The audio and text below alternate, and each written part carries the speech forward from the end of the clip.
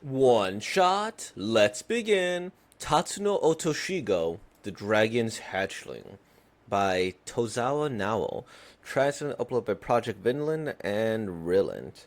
Alright, I was considering a lot of the fate stuff, and then I'm like, I feel like maybe I'll come back to it someday, but I need something without needing to know a lot of lore first. So let's go for this one. This seems interesting, right?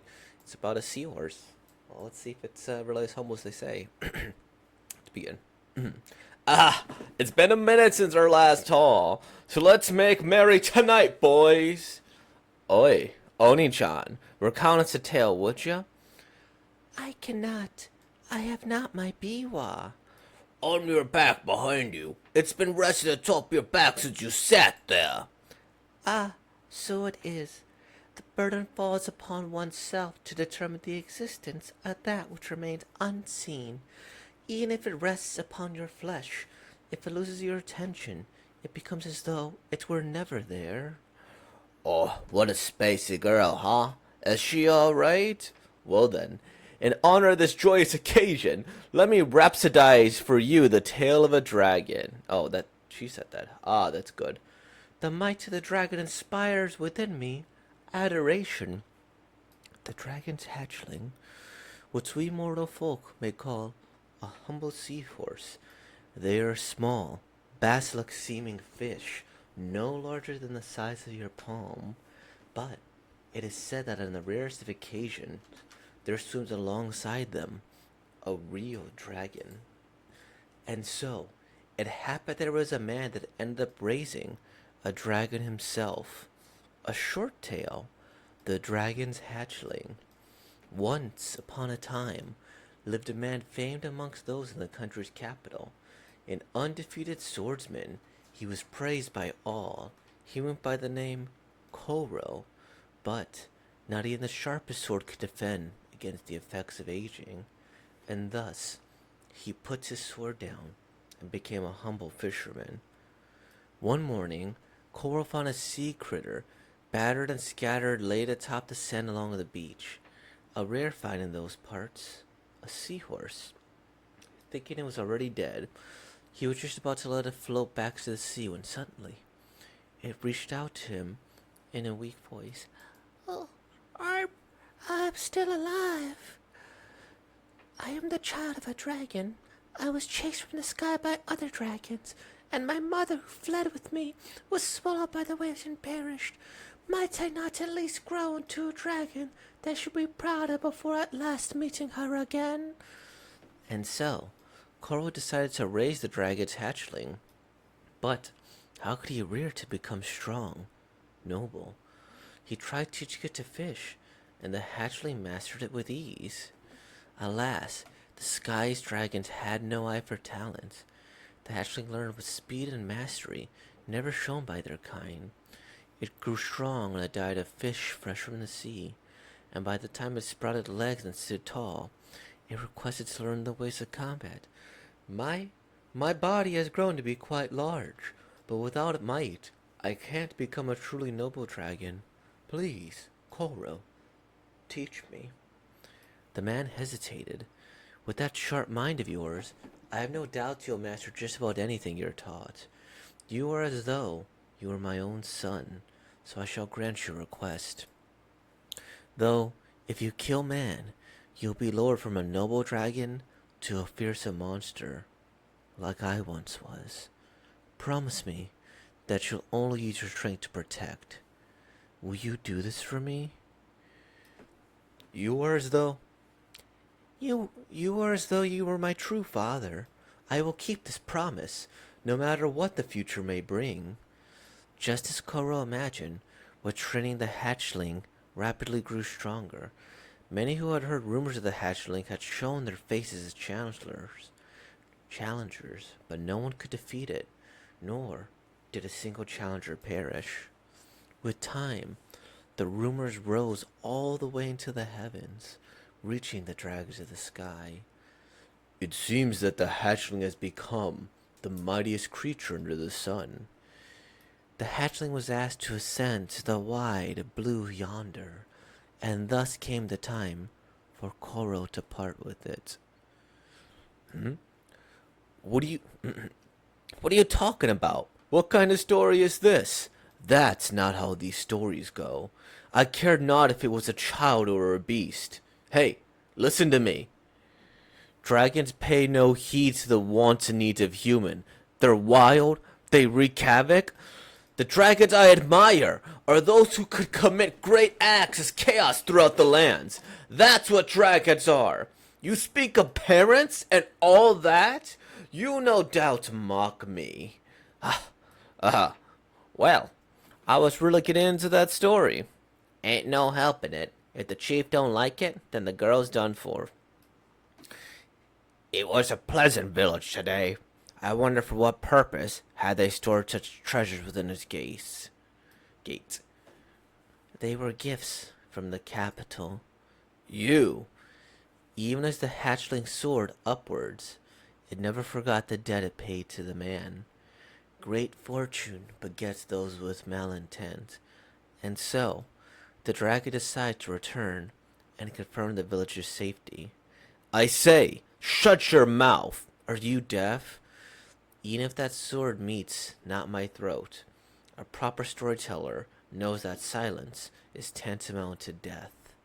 Besides, how could I possibly stay mute in his presence? Huh?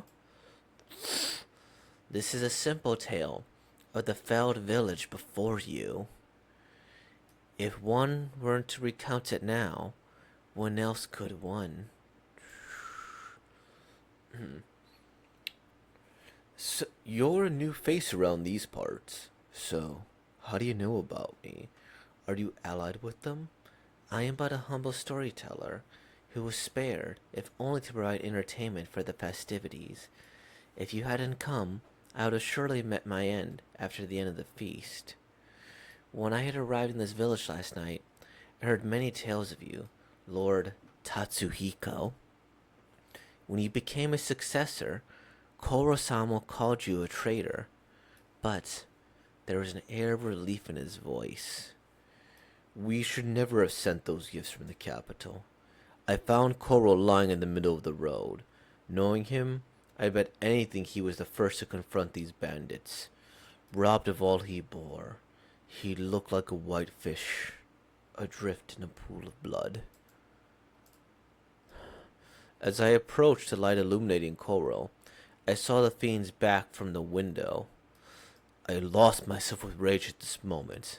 This is the kimono I gifted to Koro. I'm sorry. I'm so sorry, Koro. I could not keep my promise. If only a mere hatchling myself had truly died back then. I have not the gift of sight, so I know not what's happened. The burden falls upon oneself to determine the existence of that which remains unseen. The only hard truth there is that the feast has ended. No one bears witness to what you did, and so, whether or not your promise was kept falls upon you to decide. May the spirits bless you for protecting this quiet night. Thank you truly. Everyone will surely slumber in peace now. The dragons wept thereupon as the moon met the sea, and only one who heard his cries never recounted the story to the end of her days.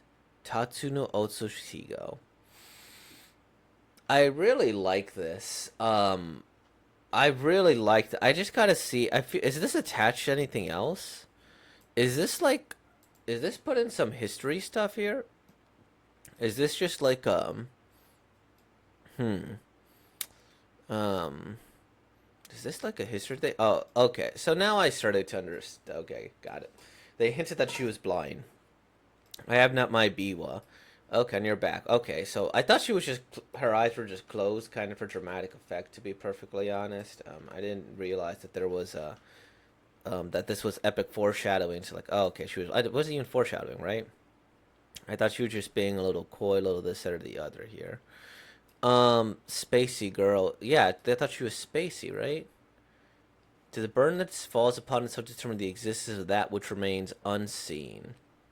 Even if it rests upon your flesh, if it loses your attention, because it's the or never were, right? So if it's out of sight, out of mind, it's not real, right? So she's speaking in poetry. I've never seen the word rhapsodize here. Let's learn some vocabulary here. What does rhapsodize mean? Rhapsodize meaning. Speak or write about someone with great enthusiasm or delight. Okay, so it's like the word gush. So rhapsodize. So if I want to sound fancy, let's rhapsodize here. Okay. So is there like a seahorse legend in Japan or something? Seahorse dragon legend Japan. Seahorses are dragons. Okay. Okay, wait. On my Google search here. Fun fact about Tatsu no Toshihiko and Kaiba. Um, I didn't expect a Yu-Gi-Oh reference when I Googled this here. So I'm gonna have to like look this up right now here. Um, Let me see here. Let me put Koro and it's Tatsuhigo, right? Or no, Tatsu. Well, translations, right? Koro, Lord Tatsuhigo. Okay. Tatsuhiko Kaname is an idol. Okay. Let me put Seahorse in here. Seahorse. Millennial poor. Okay. I guess Tats. Okay, let me just go to the Yu-Gi-Oh Reddit page here. Uh, I thought there might be the actual word for seahorse might be Tatsuno Higo, but if you Google Translate, you type seahorse instead of seahorse, what it gives you is Kaiba. Um, Apparently Kaiba means seahorse. Okay, Tatsuno Higo is actually an interesting word too. It's Japanese for he-horse, but taken literally, it has a different meaning. It's actually kind of a phrase, Tatsu no Otsuhigo, Tatsu meaning dragon, no meaning possessive particle, Otsuhigo meaning bastard, in the sense of an illegitimate heir. So it's basically saying seahorses are the bastard children of a dragon. Kind of a fun name. Oh, that's interesting. I learned something new. So Tatsuhigo is like, okay, is this so? This is the story. I don't know if it's a real one or if it's bait, but it seems like it's just a legend of a bastard seahorse, right? A bastard dragon, a disgraced dragon here, right? The child of a dragon, chased from the sky by other dragon, mother fled with me, who was swallowed by the waves and perished. Mine let's go to dragon that should be proud of last before meeting her again. And so developed into a sea dragon, Koro, okay. And then eventually just went and did all of that. I mean, sea dragons do kind of look like dragons here. So I do enjoy that here. It seems that the hatchling became the mightiest creature in the sea. Um, so he went into the sky after doing here. Okay, so I mean, this is an interesting story. This is one where I feel like I would read it again and again just to kind of, um, enjoy it a little bit more. Because, like, you get, like, little slow reveals, right? The little dragon here on the back of his little collar here is, like, indicative of who he took it from. The fact that there were all these dead bandits here, or dead people that he wouldn't be killed here. You speak of parents and all that, you no doubt mock me. So he's, like, an orphan or something, or he got thrown away here. It was a pleasant and wonder for what purpose had they stored such treasures within its gates. They were gifts from the capital. Um, Even as the hatchling soared upwards and never forgot the debt it paid to the man. Okay. Great fortune begat those with malintent, so the dragon decides to return and confirm the village's safety. So she's literally narrating as he's coming by. Okay, this is cool. I like this story more like the second time. So like she was speaking in riddles, speaking in poetry, and it was just kind of this big, I don't know, plot twist, right? So she's saying, hey, so he went and he did this. I said, shut your mouth. Besides, how could plus stay mute in his presence? This is simply a tale of the felled village before you. If one were to recount, who else would one here? So how do you know about me? Are you ally with them? Humble storyteller here. I was surely met me at the end of the feast. I heard many tale of you, Lord Tatsuhiko. So, when you became his successor, Koro-sama called you a traitor. I thought Koro-sama was the name of the... Have I just been reading this wrong? I thought Koro... Oh, I am stupid. I thought that Koro was the I was misreading it so badly. When they said Koro, okay, yeah, I was just misreading this completely as I was doing this here. For some reason, the thought that like the dragon was the sea dragon was named Koro was in my head. I was just being dumb. Yeah, yeah, I mixed it. I guess I just switched Koro with the whatever. So Lord Tatsuhiko, it literally means Lord Sea Dragon, right? And that's kind of why I was a little confused. I was like, wait a minute, I'm pretty sure this is the sea dragon he raised, you know? Like I'm sure it was a sea dragon he raised to like greatness here. And so why is this that or the other happening here? And then in the case of Kurosama called you a traitor here. So and that's interesting here.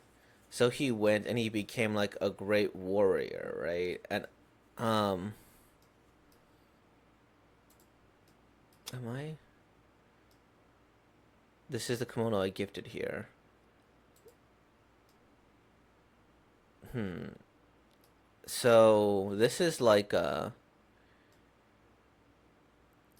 okay.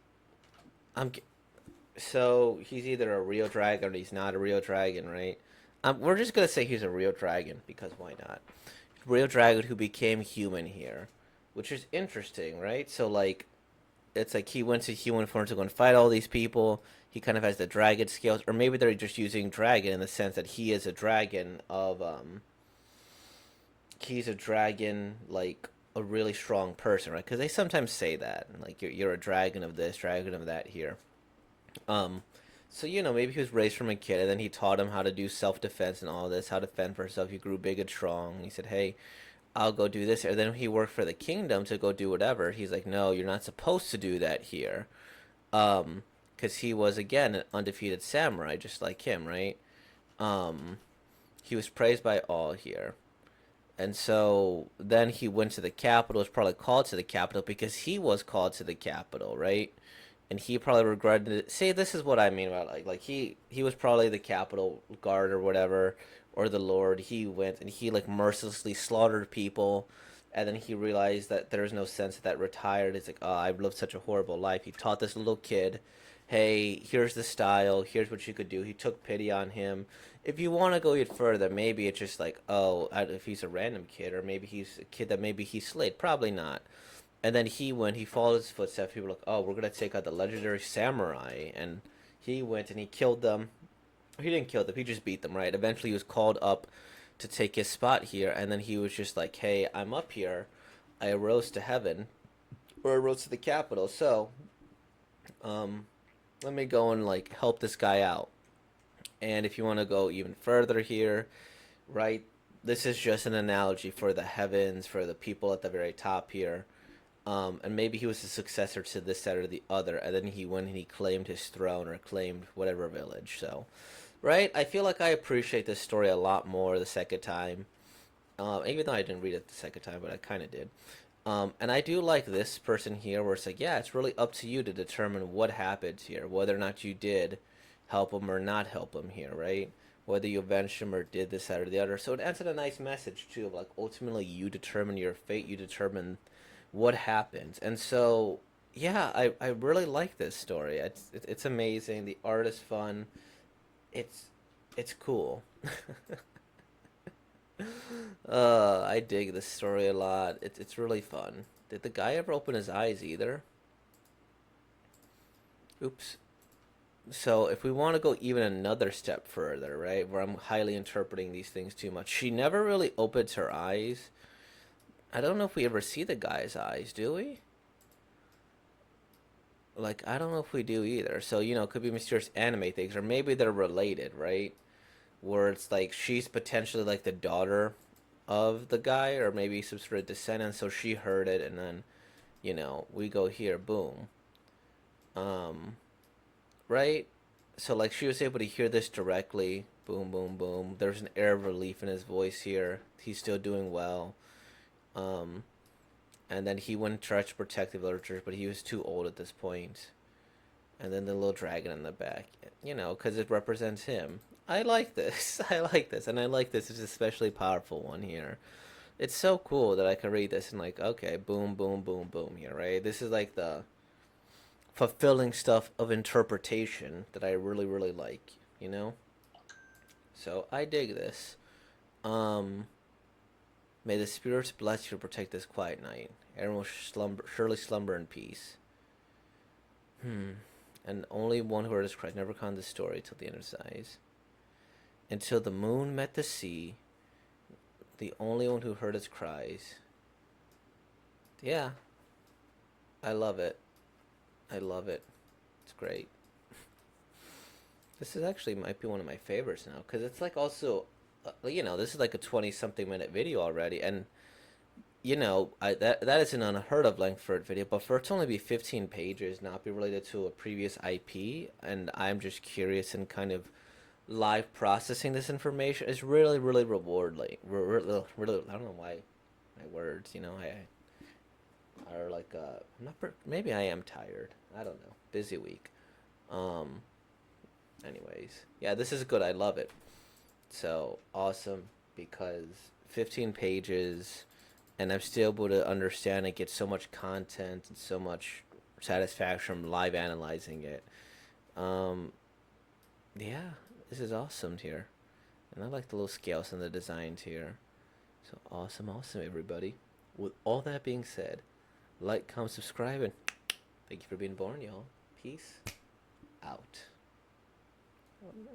There it is.